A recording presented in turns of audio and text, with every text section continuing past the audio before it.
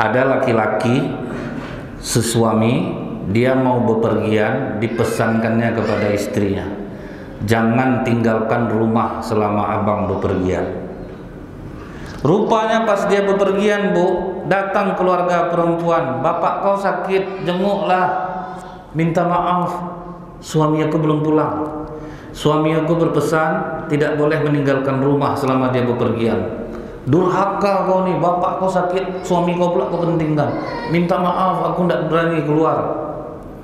Beberapa hari kemudian meninggal bapaknya. Oke lah, kemarin kau tidak jenguk, sekarang bapak kau sudah meninggal, jenguklah, minta maaf, suami aku belum pulang. Suami aku berpesan jangan tinggalkan rumah selama dia bepergian. Begitu pulang suaminya, dipeluknya lah menangis dia, bang, tolong tanyakan ke Rasulullah, durhakakah aku sebagai anak?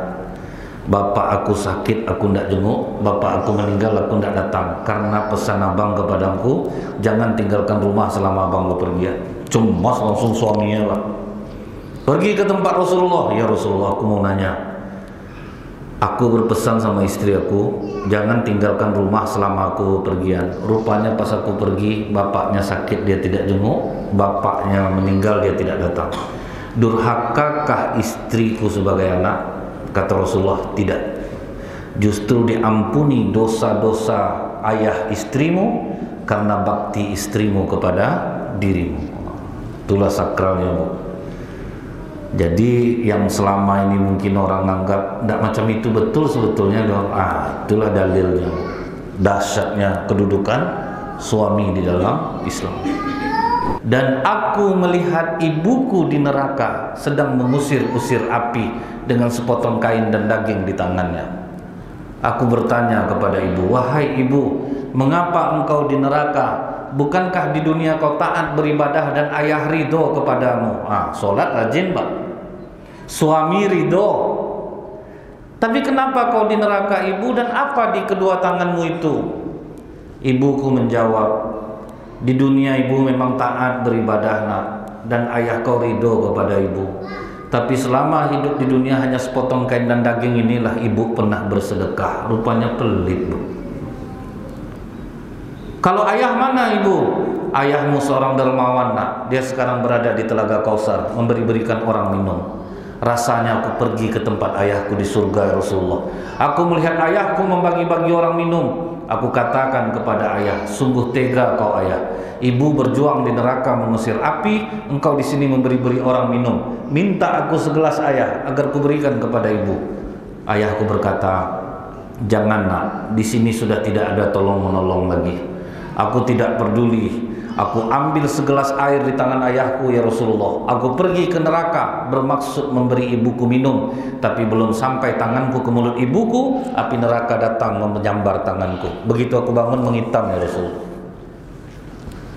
Diletakkan Rasulullah tongkatnya, Bu. Ya Allah, kalau benar mimpi wanita ini, sembuhkanlah tangannya. Sembuh, Bu. Berarti betul mimpinya, Bu.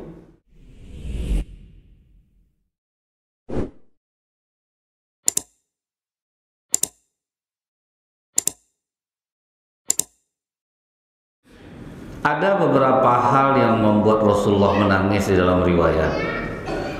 Yang pertama, ketika Fatimah datang ke rumah Rasulullah, melihat Rasulullah menangis, Fatimah bertanya kepada Rasulullah, wahai ayah, apa yang membuat engkau menangis? Kata Rasulullah, aku menangis ketika aku Isra. Aku melihat neraka dan ternyata banyak penghuninya wanita. Itu yang buat Rasulullah menangis, Pak. Kemudian Fatimah kembali bertanya, apa yang menyebabkan kami wanita ini banyak masuk neraka, ya? Jadi inilah bocoran dikasih Rasulullah.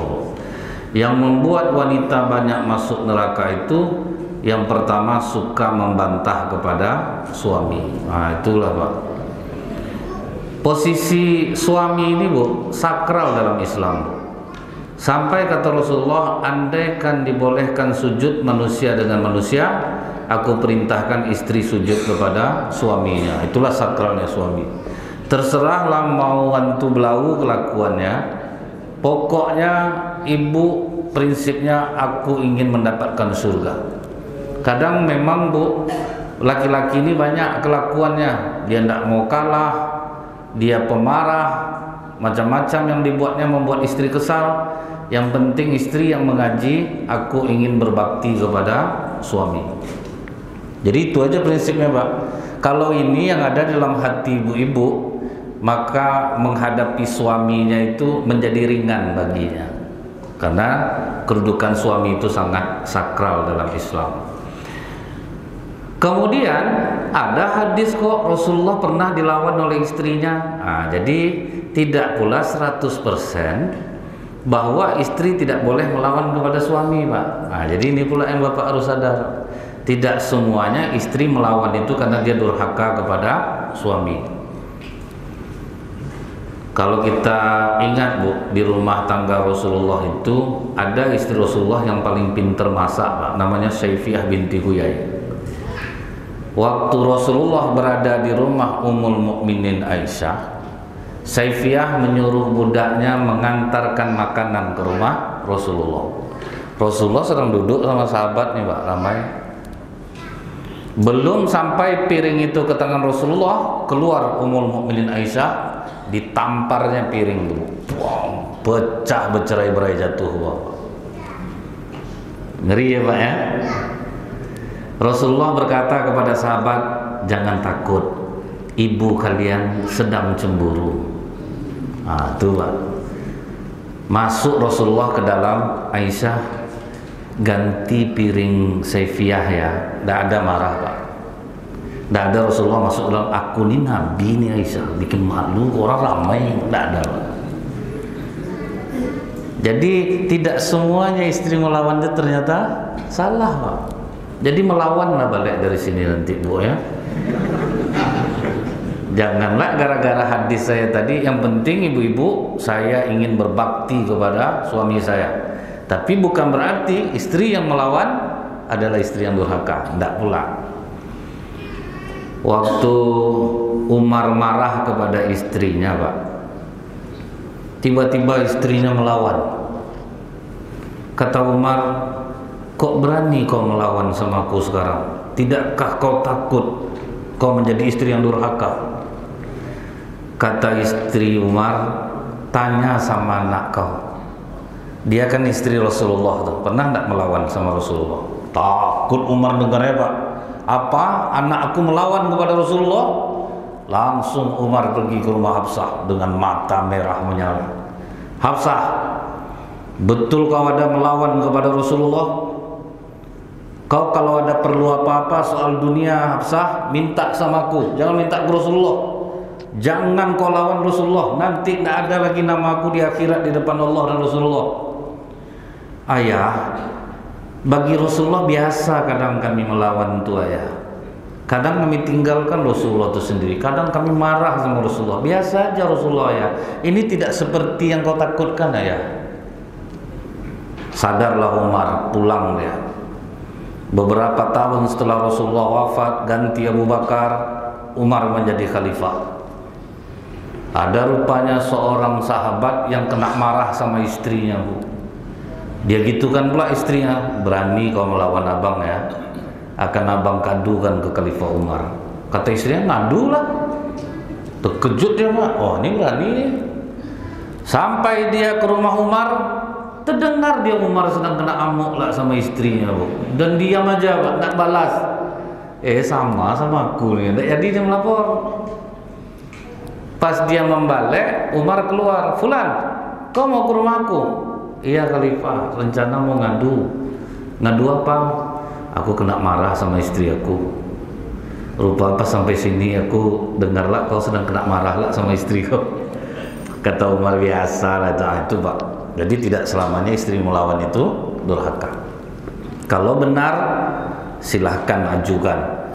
Tapi kalau misalnya suami mengajak kepada ketaatan, istri melawan, ini yang tidak boleh dalam Islam.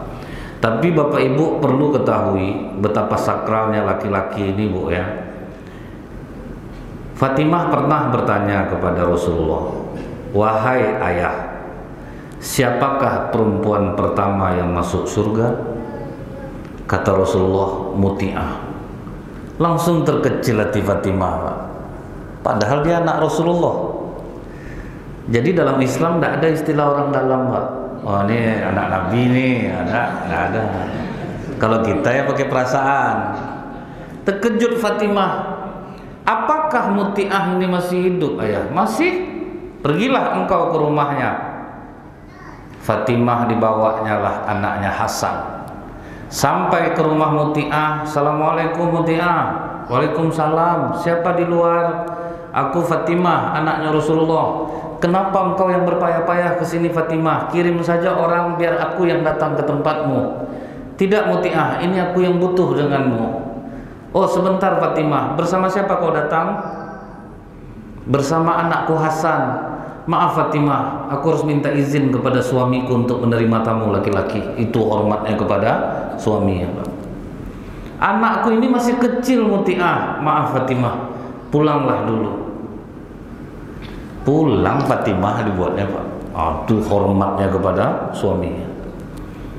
Besoknya balik lagi. Husain minta ikut pula. Dua-dua jalan. Assalamualaikum Muti'ah. Waalaikumsalam.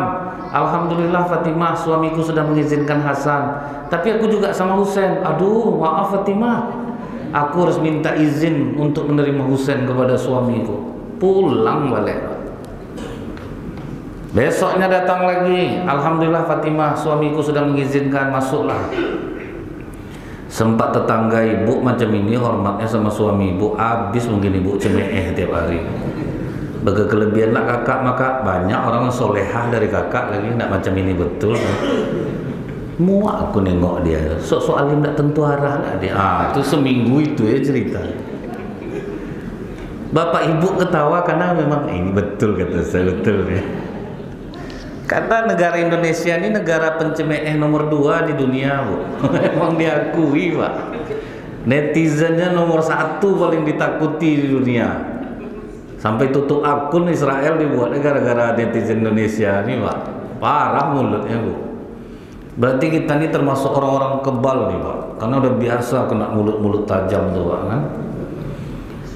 Kemudian Bapak Ibu, baru saja Fatimah duduk, apa kata Muti'ah? Maaf Fatimah, aku harus menyiapkan makanan untuk suamiku.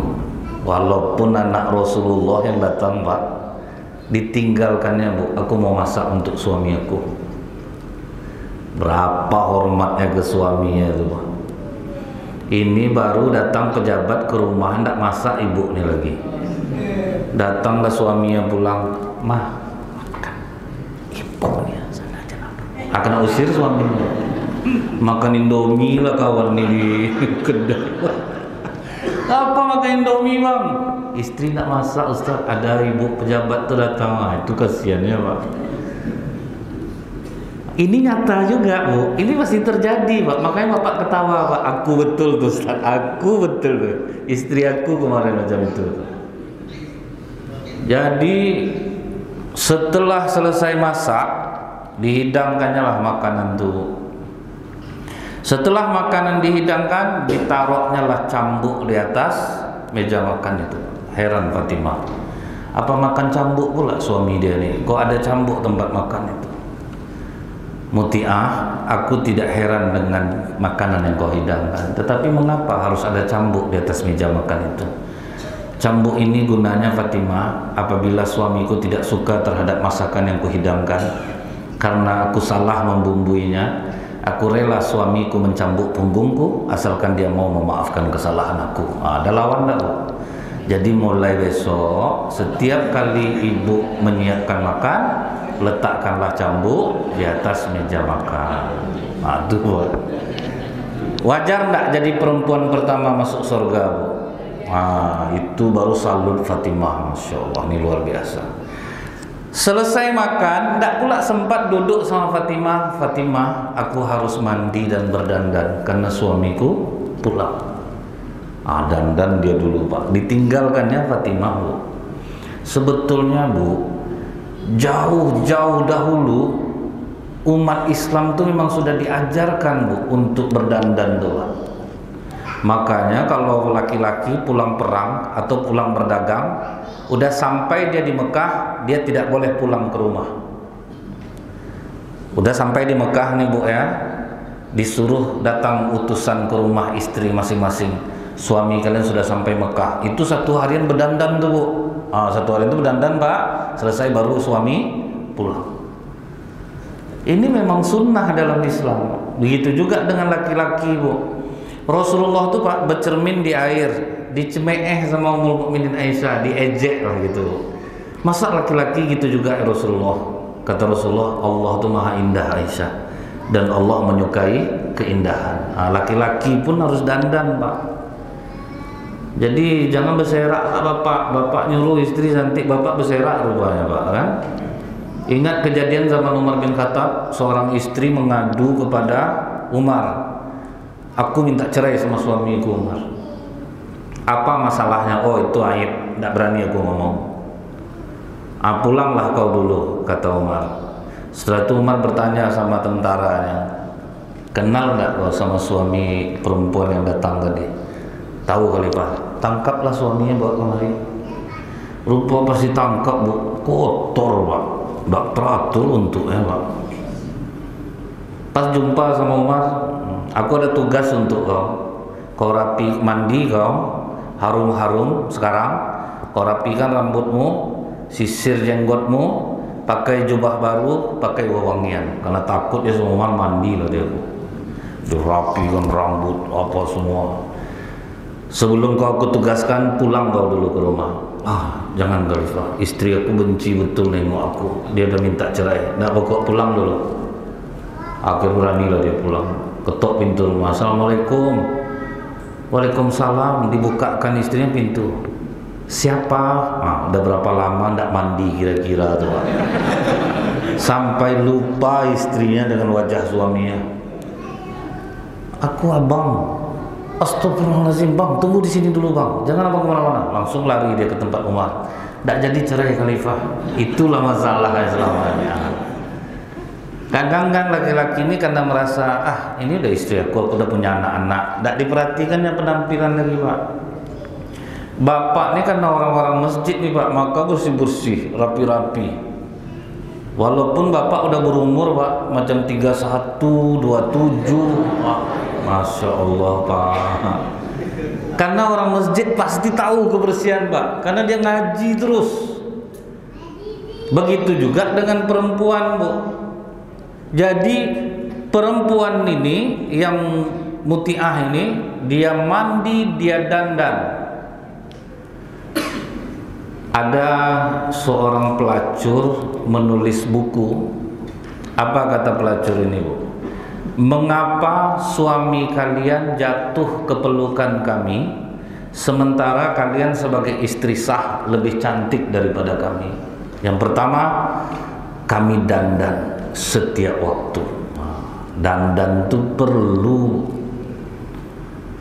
Jadi jangan dikira itu apa pelacur kok dia dandan tiap hari, bergaya terus dia Pak.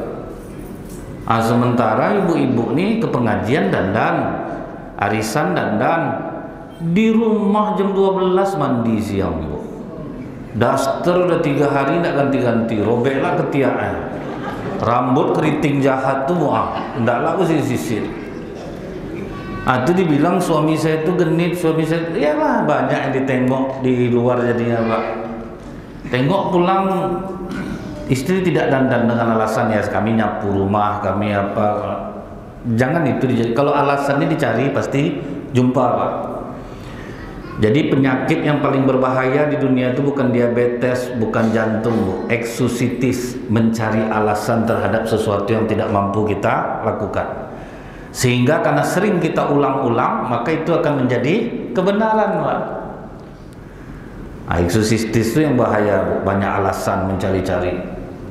Yang kedua, kami memberikan penghargaan terhadap suami kalian yang dia tidak dapatkan di rumah. Itu rahasia mereka. Mereka ramah. Jauh lagi laki-laki, Om sini, Om kemana aja, aku kangen lo sama Om. Apa nggak habis duit atuk nih buatnya. Di rumah nggak pernah begitu kan Pak. Masuk rumah HP, ini apa ya Bang? Cek. Ini siapa nih? Siapa nih? Nggak disediakan minum, nggak apa. Ini nih Bu. Kemudian disambut dengan penghargaan. Ingat Ummul Mukminin Aisyah, Ummul Mukminin Khadijah memiliki kebiasaan apa Bu? Setiap kali Rasulullah pulang, beliau berdiri menyambutnya. Penyambutan itu yang tidak dilakukan orang sekarang ini. Ummul Mukminin Khadijah sampai akhir hidupnya Pak. Cuman di hari akhir hidupnya itu, pas Rasulullah pulang, beliau mau berdiri tapi sudah tidak sanggup lagi. Dikejar oleh Rasulullah, jangan berdiri Khadijah, duduk saja. Penyambutan itu yang tidak ada sekarang Pak. Cuman ibu-ibu yang sudah dengar pengajian ini mohon jangan diamalkan, terlambat Bu. Nanti ibu amalkan salah tanggap lah Bapak, nanti tahu tiba-tiba ramah Pak. Bang, pulang Bang. Cemas suaminya Bu, ninggalkan perangai istri aku. Ini tidak usah diamalkan Bu. Cukup sekedar udah tahu aja kita udah lah tuh. Untuk anak menantu, itu yang perlu ditanamkan Pak. Inilah bakti dia kepada suaminya yang membuat dia masih hidup, tapi kata Rasulullah sudah dijamin masuk surga karena bakti istri kepada suaminya. Jadi kalau kita sama orang tua kandung kita gimana? Perempuan, lebih sakral suami Bu. Ingat Pak, di zaman Rasulullah ada laki-laki sesuami, dia mau bepergian, dipesankannya kepada istrinya, jangan tinggalkan rumah selama abang bepergian. Rupanya pas dia bepergian Bu, datang keluarga perempuan, bapak kau sakit, jenguklah, minta maaf, suami aku belum pulang. Suami aku berpesan tidak boleh meninggalkan rumah selama dia bepergian. Durhaka kau nih, bapak kau sakit, suami kau pula kau pentingkan. Minta maaf, aku tidak berani keluar. Beberapa hari kemudian meninggal bapaknya. Oke lah, kemarin kau tidak jenguk, sekarang bapak kau sudah meninggal, jenguklah, minta maaf, suami aku belum pulang. Suami aku berpesan jangan tinggalkan rumah selama dia bepergian. Begitu pulang suaminya, dipeluknya lah menangis dia, Bang. Tolong tanyakan ke Rasulullah, durhakakah aku sebagai anak? Bapak aku sakit, aku tidak jenguk. Bapak aku meninggal, aku tidak datang. Karena pesan abang kepadaku, jangan tinggalkan rumah selama abang bepergian. Cemas langsung suaminya Pak. Pergi ke tempat Rasulullah. Ya Rasulullah, aku mau nanya, aku berpesan sama istri aku, jangan tinggalkan rumah selama aku bepergian. Rupanya pas aku pergi, bapaknya sakit, dia tidak jenguk. Bapaknya meninggal, dia tidak datang. Durhakakah istriku sebagai anak? Kata Rasulullah, tidak. Justru diampuni dosa-dosa ayah istrimu karena bakti istrimu kepada dirimu. Itulah sakralnya Bu. Jadi yang selama ini mungkin orang anggap tidak macam itu betul, sebetulnya itulah dalilnya, dahsyatnya kedudukan suami di dalam Islam. Kemudian yang kedua yang membuat Rasulullah menangis banyak melihat perempuan di neraka, kata Rasulullah, karena kalian bakhil bersedekah. Tapi bukan untuk yang dermawan nih Bu ya, perempuan yang bakhil bersedekah. Itu yang kata Rasulullah banyak masuk neraka. Pagi-pagi datang seorang perempuan dengan tangan kanan yang hangus terbakar. Ya Rasulullah, tolong doakan kepada Allah agar tanganku ini sembuh. Kenapa tanganmu? Malam tadi aku bermimpi rasanya kiamat sudah terjadi, dan aku melihat ibuku di neraka sedang mengusir-usir api dengan sepotong kain dan daging di tangannya. Aku bertanya kepada ibu, wahai ibu, mengapa engkau di neraka? Bukankah di dunia kau taat beribadah dan ayah ridho kepadamu? Sholat rajin Pak, suami ridho. Tapi kenapa kau di neraka ibu, dan apa di kedua tanganmu itu? Ibuku menjawab, di dunia ibu memang taat beribadah nak, dan ayah kau ridho kepada ibu. Tapi selama hidup di dunia hanya sepotong kain dan daging inilah ibu pernah bersedekah. Rupanya pelit Bu. Kalau ayah mana ibu? Ayahmu seorang dermawan nak. Dia sekarang berada di Telaga Kausar memberi-berikan orang minum. Rasanya aku pergi ke tempat ayahku di surga ya Rasulullah. Aku melihat ayahku membagi-bagi orang minum. Aku katakan kepada ayah, sungguh tega kau ayah. Ibu berjuang di neraka mengusir api, engkau di sini memberi-beri orang minum. Minta aku segelas ayah agar kuberikan kepada ibu. Ayahku berkata, jangan nak, di sini sudah tidak ada tolong menolong lagi. Aku tidak peduli. Aku ambil segelas air di tangan ayahku ya Rasulullah. Aku pergi ke neraka bermaksud memberi ibuku minum, tapi belum sampai tanganku ke mulut ibuku, api neraka datang menyambar tanganku. Begitu aku bangun menghitam ya Rasulullah. Diletakkan Rasulullah tongkatnya, Bu. Ya Allah, kalau benar mimpi wanita ini, sembuhkanlah tangannya. Sembuh, Bu. Berarti betul mimpinya, Bu. Kenapa? Apakah perempuan saja yang bakil? Sebetulnya tidak. Kebetulan di hadis ini peristiwanya perempuan. Laki-laki pun banyak yang bakil, Bu. Tapi sebakil-bakilnya laki-laki tidak separah perempuan, Pak. Kami tidak berani, Bu, memasukkan kue dalam tas habis kajian. Tidak berani kami. Sepelit-pelit laki-laki belum ada saya nampak lagi, Pak, nyalin kue bawa pulang tuh belum lagi, Bu. Kalau ibu-ibu berani. Sampai tahu ibu, kue-kue ustadz lesap sekali, Pak. Saya ceramah di suatu daerah, Bu, semuanya ibu-ibu. Di depan saya itu ada buah lengkeng, salak, jeruk, anggur. Saya tinggal beruduk, Pak, hilang, Pak. Dan tidak ada tersangkanya, Bu. Wajah tanpa dosa semua, Pak. Itu, Pak, berani. Jadi memang dalam kenyataan berjumpa, Bu. Kawan saya tukang jahit, dia nyewa di depan rumah seorang ibu-ibu, punya kios, dia nyewa di sana. Pas saya datang ke tempat tukang jahit nih, Pak, nampak saya ada sup yang sudah berbuih. Saya katakan sama bapak tuh, Pak, mubazir nih, Pak, kenapa tidak bapak makan sup yang sampai berbuih seperti ini? Itulah kelakuan Bu Hajah yang punya kios nih, Ustaz. Asal udah basi makanan baru diantarnya ke saya. Saya terima aja, Ustaz, karena saya nyewa di sini. Nanti saya buang juga. Ternyata dalam kehidupan nyata ada. Padahal ibu tuh, Bu, paling rajin pengajian, paling taat sholat berjamaah. Rupanya kebakhilan tuh memang ada. Bukan berarti laki-laki tidak ada, tapi rasanya mungkin terjadi pada laki-laki kepelitan yang seperti itu. Pernah maghrib, Bu, ada masjid di Pekanbaru nih, ada donatur ngasih nasi ramas setiap Senin dan Kamis, Pak. Pas maghrib, habis maghrib tuh, Bu, berkelahi ibu-ibu di belakang, Bu. Ya ingat saya kata-katanya, Bu, etek kan tak puasa doh, mangalo etek ambil, mangalo kau. Pak, ngeri, Pak. Laki-laki tidak akan berani seperti itu, Pak. Nah itu dia, Bu. Jadi bagi perempuan yang dermawan, macam ibu-ibu yang udah rajin pengajian, rajin ke masjid, bahkan ibu-ibu inilah yang paling banyak sekarang nih dermawannya. Jadi ini untuk yang pelit, Bu, ya, bukan untuk ibu-ibu yang dermawan. Tapi ternyata di kehidupan nyata kita ketemu yang seperti ini. Pernah saya nampak rombongan ibu-ibu lewat di rendang tempat orang beralek. Selesai rendang tuh, Bu, bersamaan dengan berlalunya ibu-ibu tuh.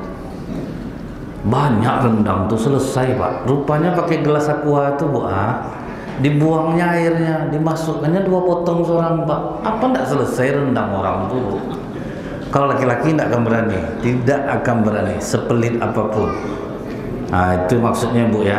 Jadi inilah bocoran dikasih Rasulullah yang membuat Rasulullah menangis.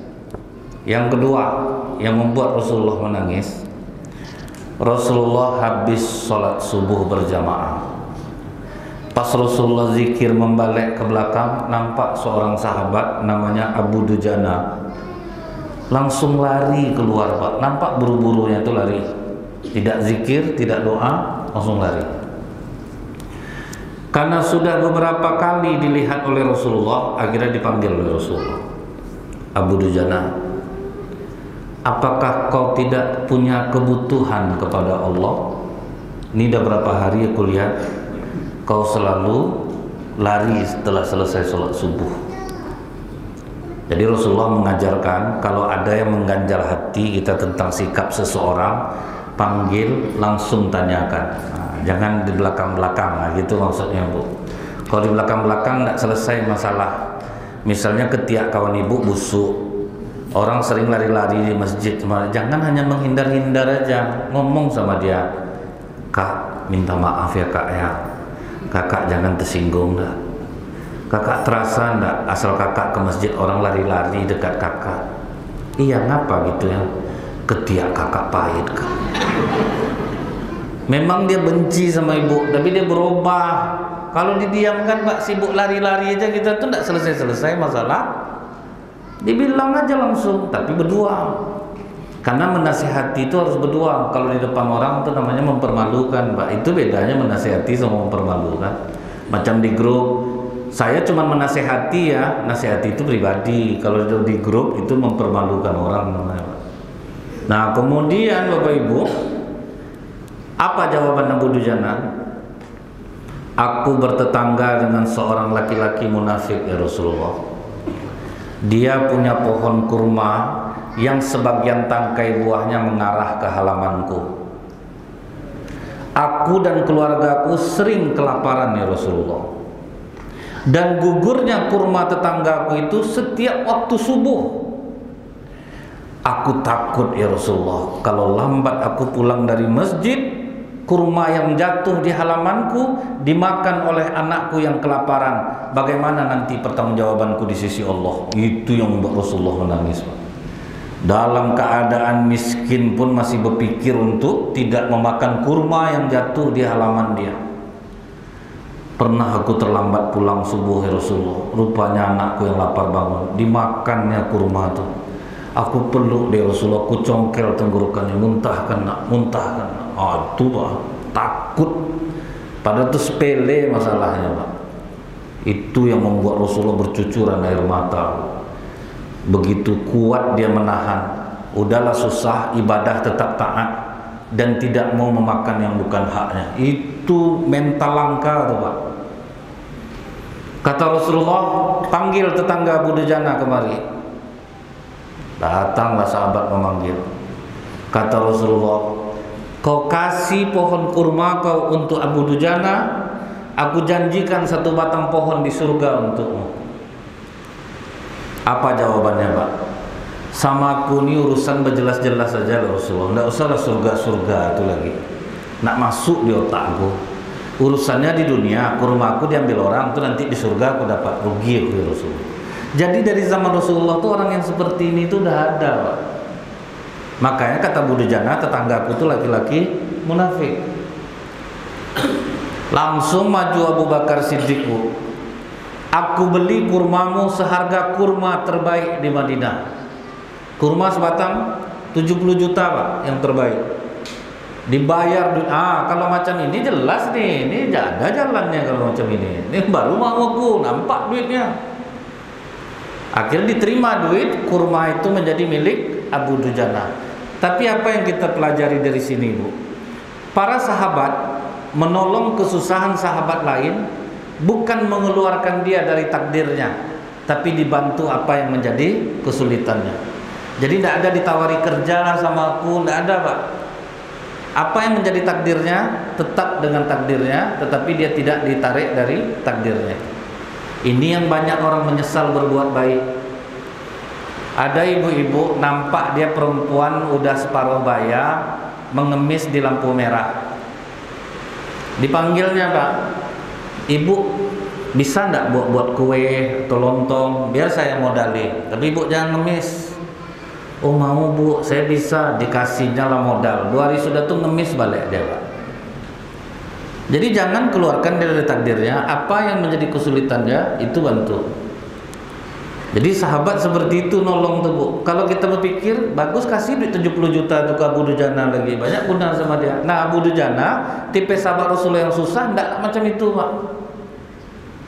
Bukan dia udahlah kasih aja loh 70 juta itu sama aku, enggak ada Pak.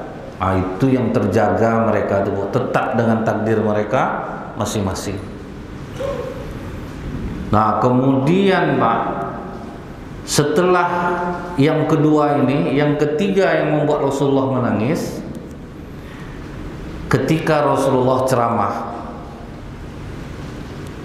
tiba-tiba satu orang bertanya, "Ya Rasulullah, apakah wajahku yang jelek ini, kulitku yang hitam, tubuhku yang pendek ini terhalang masuk surga ya Rasulullah?" Kata Rasulullah, "Said, kau pasti tahu Allah tidak pernah memandang fisik seseorang. Yang terbaik di sisi Allah di antara kalian yang paling takwa, yang paling baik akhlaknya." Balik Rasulullah bertanya, "Tapi kenapa kau menanyakan itu Said? Udah 8 kali aku melamar perempuan ya Rasulullah, kena tolak semua.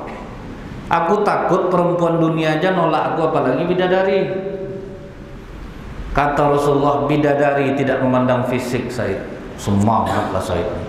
Habis itu tersentuh Rasulullah, "Bu, Said, kau kenal dengan Ammar bin Wahab?" "Kenal ya Rasulullah. Dia punya anak perempuan cantik namanya Atika. Katakan Rasulullah menikahkanmu dengan putrinya." Semangat dia Pak. Dapat rekomendasi Rasulullah, Bu. Pergilah dia ke tempat Ammar bin Wahab. "Assalamualaikum Ammar." "Waalaikumsalam. Siapa di luar?" "Said As-Sulami." "Kenapa Said?" "Aku diutus Rasulullah. Kata Rasulullah akan menikahkanku dengan putrimu." Kau jangan aku kau olah Said. Kau jangan kau jual nama Rasulullah. Aku minta maaf nih Said ya. Nggak seimbang kau sama putri aku Said. Aku minta maaf nih Said, jangan kau tersinggung. Kau nggak usah berdusta itu Said. Kau orang Islam. Kalau kau nggak yakin itu terserah kau. Aku cuma nyampaikan kata-kata Rasulullah aja. Santai aja dia. Pergi dia. Rupanya keluar anak Ammar bin Wahab Pak, yang perempuan. "Ayah, siapa tadi ayah?" "Said As-Sulami." "Apa kata dia?" "Katanya Rasulullah menyuruh dia menikah denganmu." "Terus apa kau jawab ayah?" "Nggak ada, diolahnya aja Pak. Dia jual nama Rasul." "Ayah, kalau dia Said As-Sulami disuruh Rasulullah, tidak mungkin Said As-Sulami berbohong ayah. Tidak mungkin mereka berbohong atas nama Rasulullah. Jangan sampai turun ayat ayah karena penolakanmu terhadap Said dan kau telah menghina dia." Bangkit takut Ammar bin Wahab, Pak. "Aku mau menikah dengan Said ayah." Itu ketaatan sahabiah. Langsung Ammar bin Wahab mengejar Said, tapi Said sudah lebih dulu sampai ke tempat Rasulullah. "Bagaimana Said?" Macam biasa lah ya Rasulullah. Ini yang ke-9 aku kena tolaknya. Tapi dia santai Bu, karena dia sudah pengalaman gagal 8 kali Pak. Itu guna kita gagal tuh Pak ya. Kebal. Tak lama setelah itu datang Ammar bin Wahab. "Ya Rasulullah, aku mohon maaf. Apakah betul kau menyuruh Said ke rumahku untuk menikahkan putriku dengannya?" "Betul Ammar, putriku mau ya Rasulullah. Aku sangka Ammar Said cuma bohong-bohongan." Langsung bertakbir seluruh sahabat, Bu. "Deh, menikah kau wakilnya Said. Ini duit untuk kau," kata Abu Bakar. Kata Utsman, "Ini duit untuk kau. Pergi kau belanja untuk biaya nikah kau." Semua sahabat nyumbang, Bu. Jadi sahabat tuh nyumbang pas momen Pak. Kalau kita biasa orang belum nikah, terus kita nikah kau nih ya, 1 set kamar tuh aku nanggung. Pas kawan nyebar undangan lari dia Pak. Kalau sahabat enggak, begitu hari H ini duit. Besoknya berangkatlah Said As-Sulami ke pasar. Begitu sampai di pasar Bu, rencana mau membeli barang-barang untuk pernikahan, terdengar pengumuman, pasukan muslim berkumpul, kita akan berjihad fisabilillah. Mendengar kata jihad tuh Pak, enggak jadi dia belanja untuk nikah Pak. Dibelinya pedang, dibelinya kuda perang, dibelinya baju besi. Gabung dia dengan pasukan muslim. Sebelum perang Rasulullah udah curiga Bu, baju besi orang udah buruk-buruk Pak, baju besi dia yang bagus sendiri. Siapa lah nih ya? Didekati Rasulullah, nampak kulit yang hitam Bu. "Kau Said?" "Iya ya Rasulullah." "Said, kau besok mau nikah. Kau padahal ingin nikah, udah dapat calon kau, besok kau mau nikah." "Ya Rasulullah, kalau aku masih hidup besok hari, aku akan menikah dengan Atikah. Tapi jika aku mati, bukankah kau mengatakan bidadari tidak menolak aku? Itu salut Rasulullah. Ikutlah dia perang, Pak. Rupanya qadarullah, wafatlah Said As-Sulami. Pas Rasulullah menengok jasadnya, berlinanganlah mata ya Rasulullah. Setelah Rasulullah menangis, kemudian Rasulullah tersenyum. Setelah Rasulullah tersenyum, Rasulullah memalingkan wajahnya dari Said dan pergi meninggalkan. Sahabat yang melihat keanehan ini bertanya ke Rasulullah, "Ya Rasulullah, kami tadi melihat engkau pertama melihat jasad Said kau menangis." Kata Rasulullah, "Aku menangis karena orang seperti Said ini langka. Dia sangat menginginkan pernikahan. Sudah ada calonnya, besok dia mau menikah. Begitu mendengar perang berkumandang, dia tinggalkan hal itu, dia dahulukan untuk jihad fisabilillah. Itu yang membuat aku menangis. Yang kedua, kami melihat engkau tersenyum ya Rasulullah, karena Allah memperlihatkan kepadaku rumah Said di surga. Itu yang membuat aku tersenyum. Dan kau memalingkan wajah sepertinya kau membenci Said." Bukan. Aku melihat ramai bidadari berebutan untuk mengambil ruh Said. Saking berdesak-desakan mereka tersingkap betis-betis mereka. Itu yang membuat aku memalingkan wajah. Sedangkan perempuan dunia aja nampak kaki aja dan tidak tidur bapak nih. Apalagi bidadari, Pak. Tidak terkatuk-katuk mata ini lagi. Inilah beberapa hal yang membuat Rasulullah menangis. Mudah-mudahan ini bermanfaat. Lebih kurang saya mohon maaf. Subhanakallahumma bihamdika asyhadu an la ilaha illa anta astaghfiruka wa atubu ilaik. Assalamualaikum warahmatullahi wabarakatuh.